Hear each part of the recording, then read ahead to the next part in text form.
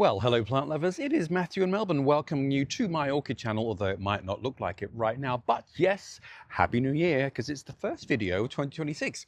So it seemed like a good point as any to show you where I'm living now. Now, this is a rental. The saga of our house continues. We had to fire our builders last year, which was stressful, traumatic, expensive, and appointing new builders to finish the job, which hopefully will be finished by the end of 2026. I said that, I think, every year for the last 3 years. Anyway, this year, plant lovers, it should be the case. So this is a rental, as you can see, very classic Australian double width cottage with beautiful lacework. And this is the front of the house, which faces direct west. So it gets vicious afternoon sun. And as you can see, not many orchids here. But what I do have down there, plant lovers, is my quarantine station. So in fact, let me just come and squat down here for you.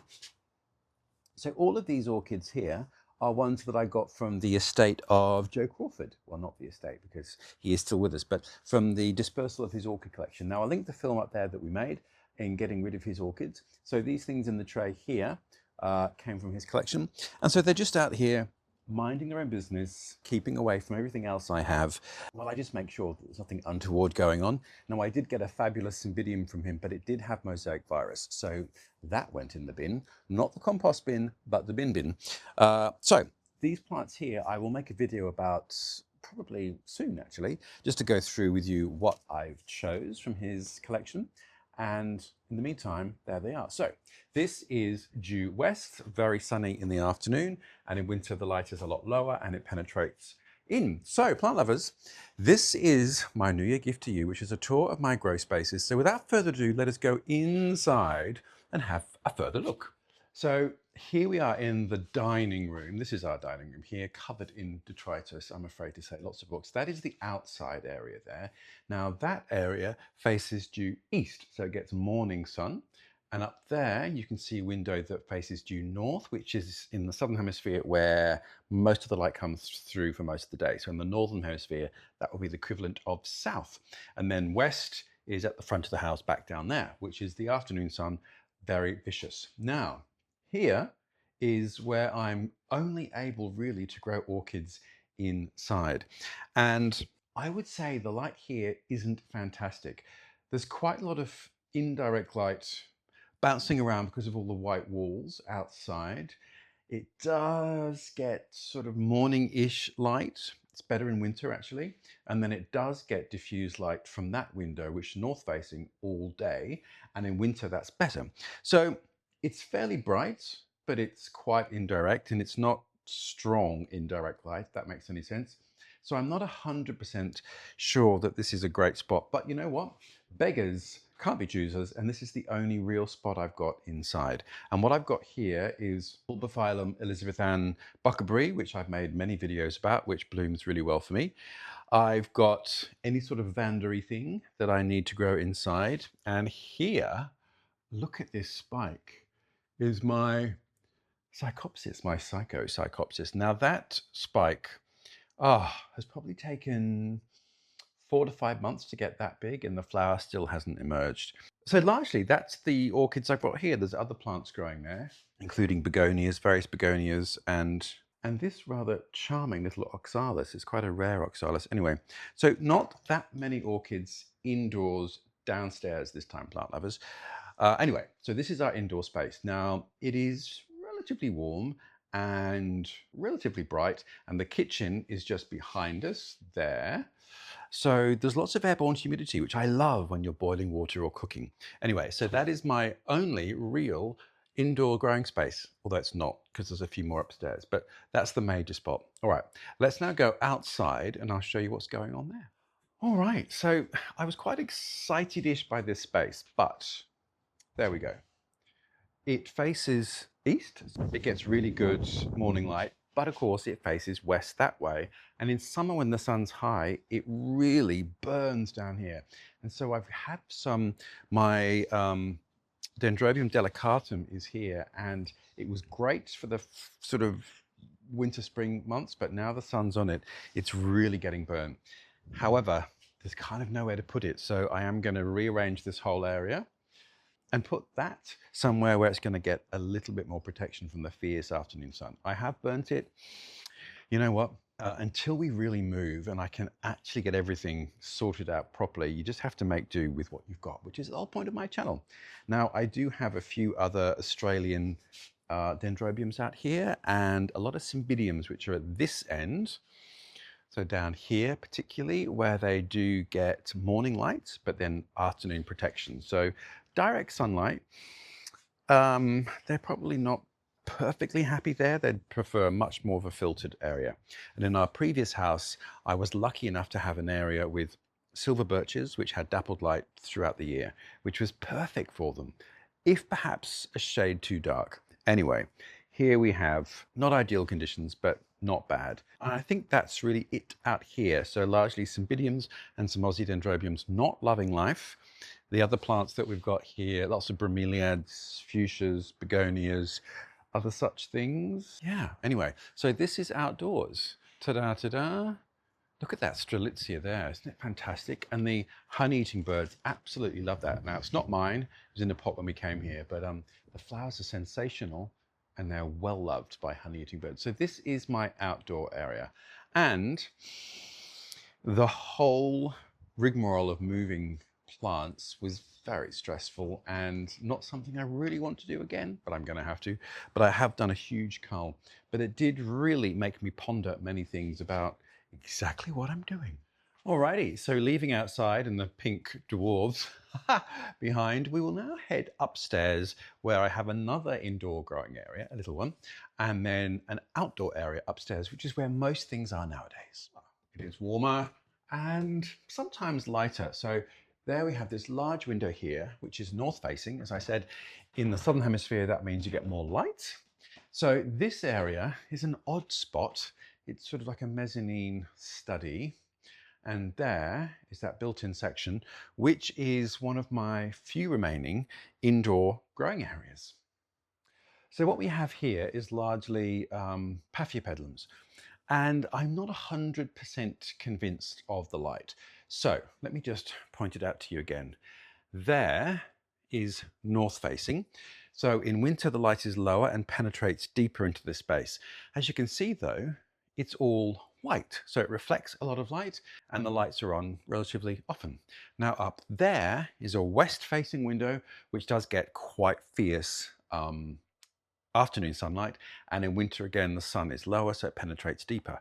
So I'm not convinced that there's actually enough light here for these paths. However, again, beggars can't be choosers, and so they are just going to have to grin and bear it, I think, until I move again. But these are most of my paths and they all seem to be doing very well. And here is my Phalaenopsis aphrodite, which actually bloomed there. So clearly it was bright enough for that to bloom. So this is really my Paphiopedilum and species Phalaenopsis spot. Another species Phalaenopsis here, which is schilleriana with that fantastic foliage. That was a seedling. I might be dead before that does anything. And then here is a path that came from Joe Crawford's orchid collection, which is doing quite well. It's got new growth. Some of the older leaves were a bit damaged from the neglect that happened there, but it seems to be doing quite well. So this area I am not 100% about. Now, there's been a couple of comments over the last year about suggesting politely that I use a light meter to tell people exactly what the lighting is.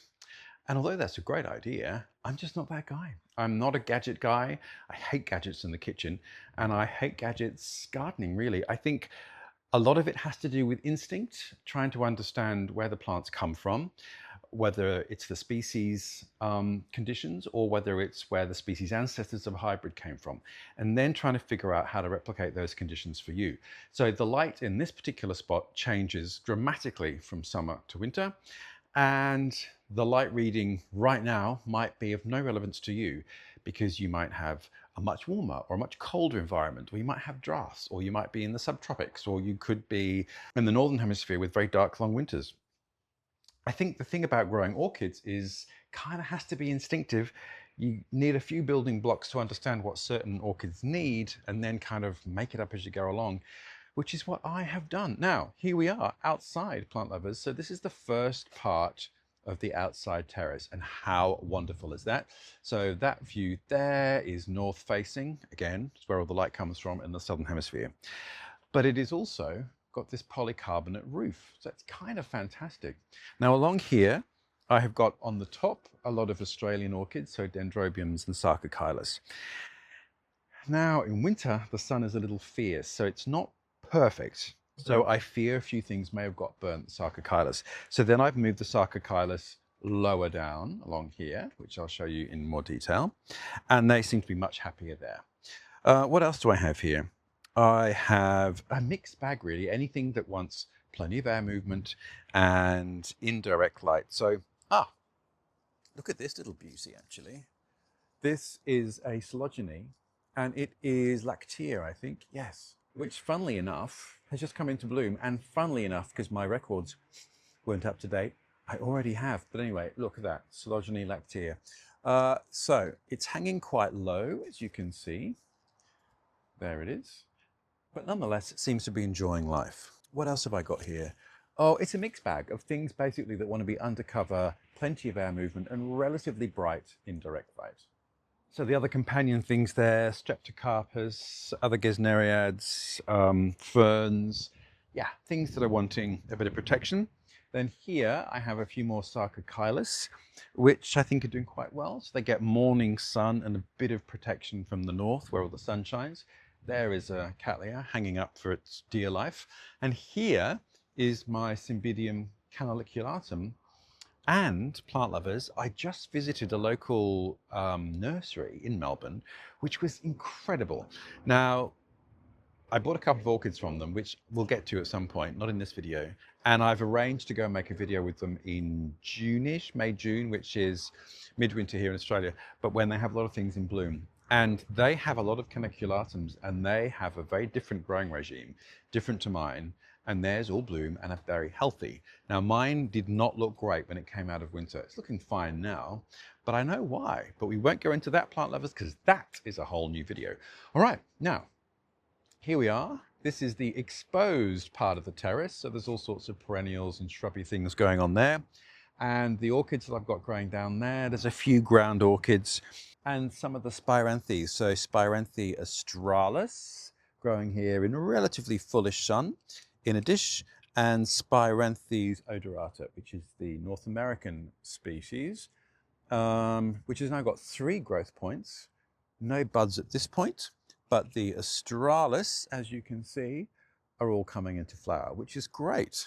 What else have I got here? I've also got cold climate calanthes, so the calanthes that are from China and Japan. So that, I think, orchid-wise, is the only thing that's kind of exposed to the elements here.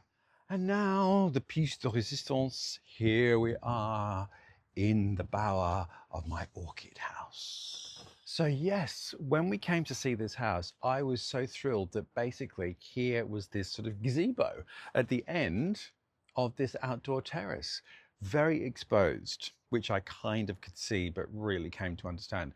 So it can get very windy, and it basically gets sun all day. Yeah, but has a polycarbonate roof, which is perfect. So I bought from a hardware store this shelving system, which is just an iron shelving system, which kind of protects this side of the house, which is west facing, where you get very fierce Australian sun. Over there, I have an out-of-the-box sort of podding table, which gives me display space there. And then over here, I have the old wooden display benches that came from our previous house. So that's kind of it. Now, I realized that it was quite exposed to the west of the afternoon sun and on the northern side, which is over there.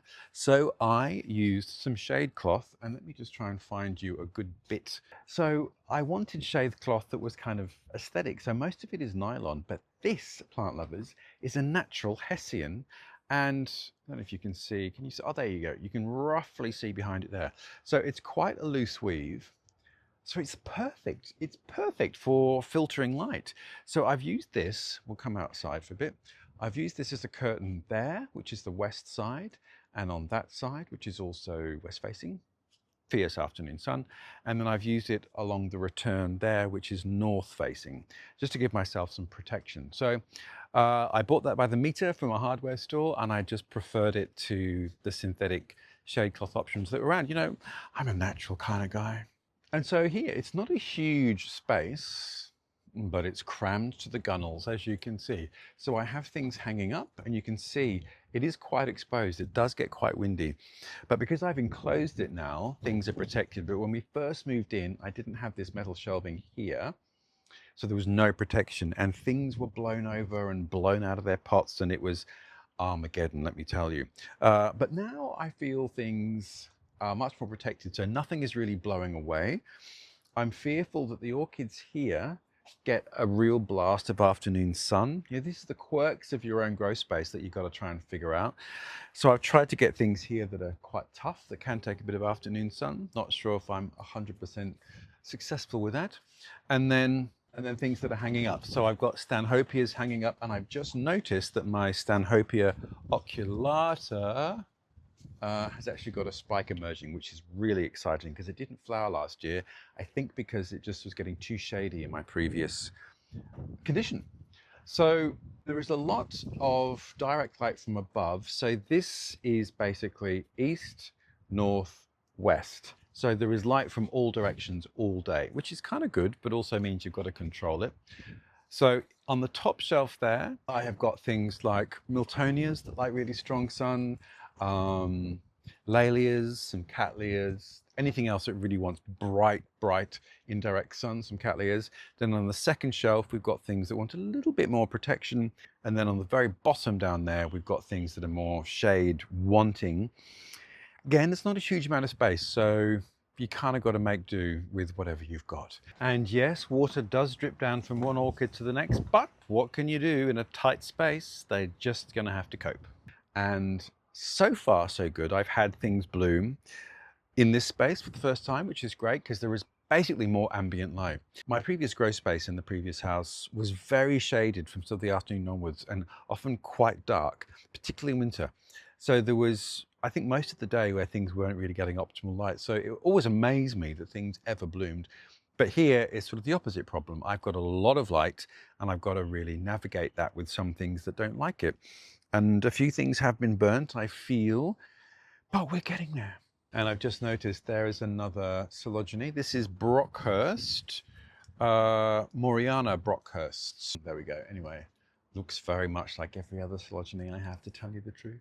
So you can just see in there my Bifrenaria is in bloom, which is very exciting. That's the second time it's bloomed for me. What else have we got? A couple of other things that are doing well. So this here, hanging in this basket, is a Gongora galeata, and that is covered in flower buds, and it's a bit hemmed in by other plants. So one of my tasks this holiday is just to move this out a little bit so that there's more space for the flower buds to form, which will be very exciting. Now, the other thing I've just noticed is in bloom is this. Look at that, fantastic. This is Dendrobium Bohemian Rhapsody, and it's the white form, but as you can see, there's still touches of pink to the flower there. Isn't that fabulous? And the flowers emerge on the matured canes that are losing their leaves, so they matured last year. And I've just noticed that the other cane in front of it there is covered in flower buds as well. So I'm kind of going to get 2 flushes of flowering from that, which is very, very lovely. Now behind me, so this is south facing. So in fact, there's not much direct light there, but it does get a bit of the afternoon sun and a little bit of the early morning sun. But along here, I've got a lot of Masdevallias, which have done incredibly well. And this one, which I have featured many times, there we go. I think it's called Launch Lilac or something. Rubicon, Launch Lilac, anyway, and there it's flowering again, just another single spot flowering. It's just finished a major flowering, but one more flower decided to come out. And the other thing I was quite thrilled to see is Lycaste odorata, and look at all those flower buds. 1, 2, 3, 4. 4 flower buds and plenty of new growth. So I'm very excited by that because I have really failed with Lycaste. It's been a learning curve. And I now know what I've been doing wrong, but I have some others. So I've made a video about this before, which is kind of cheeky because I didn't know what I was doing. But I think I've learned more. So I will do a follow-up Lycaste video, maybe in a year when I've been able to get the others to survive and flower for me. But anyway, this one is the recipient of my newly learnt insights, and it's doing incredibly well and flowering really prolifically for the first time for me.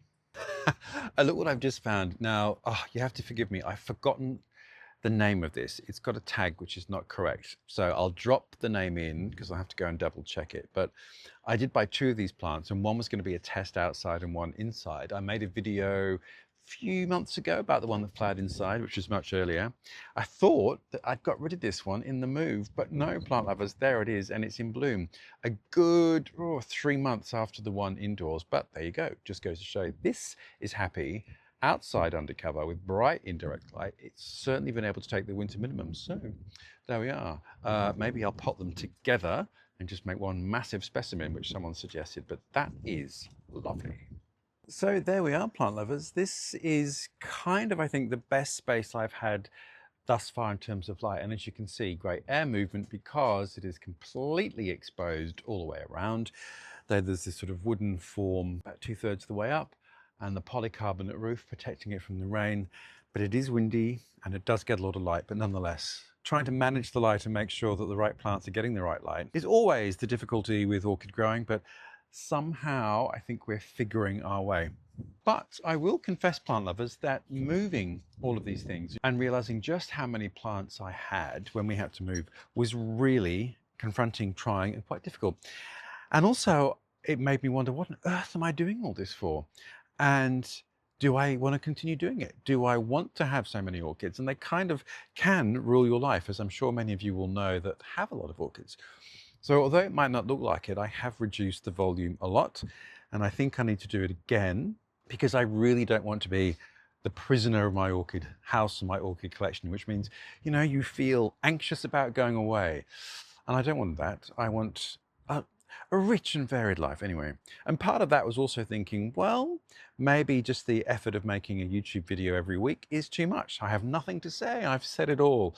That was the peak of my stress and anxiety. But as we progress into the new year, I think I'm back into my rhythm and I'm enjoying it again. So it doesn't feel like such an imposition. Anyway, there's still plenty of things to look at. And there is something which I won't show you actually because it's going to be the next video, but it has come into bloom. Actually, I will show you. There you go. Oops, look at that. A really blue orchid. Isn't that fantastic? So watch this space because I'll make a video about that in the next few days. Very excited by that. So there we are, plant lovers. There's my fabulous little orchid gazebo. And in fact, if I turn around that way, you might just be able to see, anyway, you can see the city on the horizon over there. So there we are, plant lovers. Here is my new grow space for you. It's quite a mixed bag, really not so much indoors anymore because I just don't want the space to be cluttered, and there wasn't that many areas with really good light. So I've had to ditch a lot of things that were inside in the old house and just focus on things that are going to be able to survive outdoors all year, undercover, but nonetheless getting our cool winter nighttime minimums. So there you go, new grow space. But thank you very much for watching. So I hope all is well in your world. Happy New Year 2026. What shall it bring? Who knows? I'm going to continue making videos as long as I have something to say, which is of any interest to you and me. There are lots of glorious things coming. Oh, and I've just noticed Dendrobium hancockii over here. I'll show you a close-up of that fantastic golden orchid. I've made a video about that before, but it's in bloom now, which is divine. Anyway, so here's to 2026, plant lovers. So what are your intentions? Mine are, I need to reorganize this space, take everything off the shelf, update my inventory so that I don't end up buying 2 of the same orchids, which I have done quite frequently. I want to just move things to make sure they're getting the right light. I've got to move things downstairs so they're not getting too much light and are burning. And maybe do a bit of a cull. Yeah, doing a bit of a cull. Anyway, that's 2026 for me. Hopefully our house will be finished at the end of 2026. So there'll be another move, but this time it won't be as traumatic, hopefully, because I'll be better prepared. And then a whole new video to show you what that's going to look like, where I'll be able to do a bit more customization of the exact growth space, and also it's going to be where they are going to live forever. So they're going to have to, I am going to have to make the most of it and find the right spot. Anyway, plant lovers, there we go. I am signing out now. Happy New Year. I hope wherever you are, the year is promising to be a good one, that everything that you want to fulfill orchid-wise is fulfilled, that all is well, safe and happy, and I look forward to seeing you next week with the second of our 2026 videos. But until then, see you later.